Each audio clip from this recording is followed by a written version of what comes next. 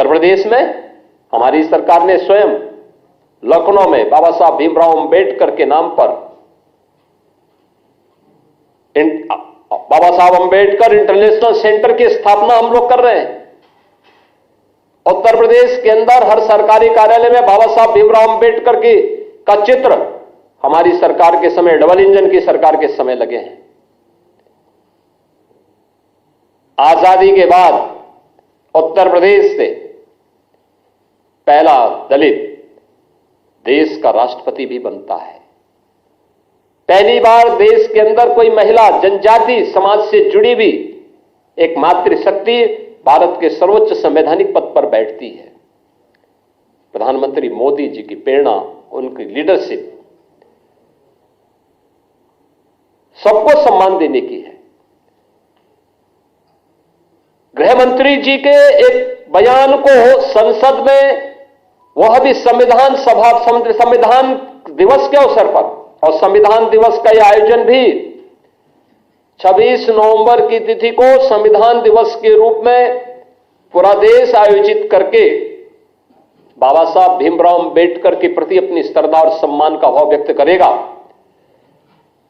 यह प्रेरणा प्रधानमंत्री मोदी जी की है। लगातार 2015 से संविधान दिवस के कार्यक्रम के साथ पूरा देश जुड़ता है। केवल मूल अधिकारों की ही नहीं, कर्तव्यों के बारे में भी जो प्रेरणा बाबा साहब भीमराव अंबेडकर की है, उससे पूरे प्रदेश को, पूरे देश को जोड़ने का कार्य प्रधानमंत्री मोदी जी का प्रयास कि बाबा साहब भीमराव अंबेडकर को सम्मान प्राप्त हो, हर स्तर पर सम्मान मिले।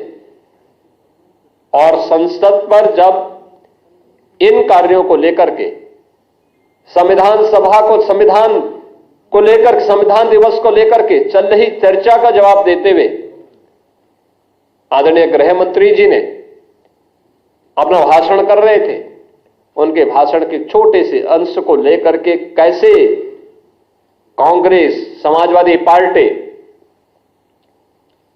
इनके द्वारा एक वितंडावाद पैदा करने का प्रयास हुआ, कैसे इनके द्वारा गफलत पैदा और गलतफहमी पैदा करने का प्रयास हुआ।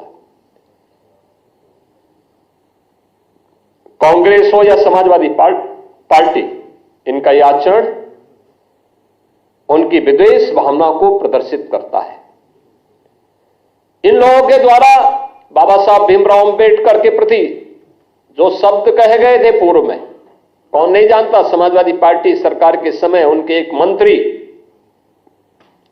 जो सुपर सीएम के रूप में काम करते थे प्रदेश में, उनके वो वक्तव्य जो बाबा साहब भीमराव अंबेडकर के प्रति उन्होंने किए थे, कौन नहीं जानता है। ये सभी, यही उनका वास्तविक आचरण था। और हम तो कांग्रेस के नेता राहुल जी से कहेंगे, देश की संसद में, संसद परिसर में सांसदों पर हमला हो, यह दृश्य भी देश ने देखा है। क्या यह आचरण उनका संवैधानिक माना जाएगा? क्या कांग्रेस पार्टी का यह आचरण संवैधानिक माना जाएगा? भारतीय जनता पार्टी के दो सांसद चोटिल होते हैं।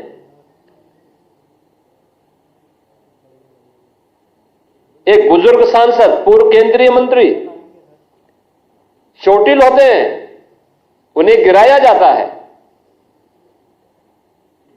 यानी अपने सारे कृत्यों को,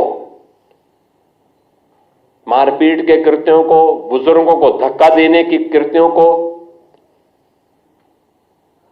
ये संवैधानिक बनाने का प्रयास करते हैं।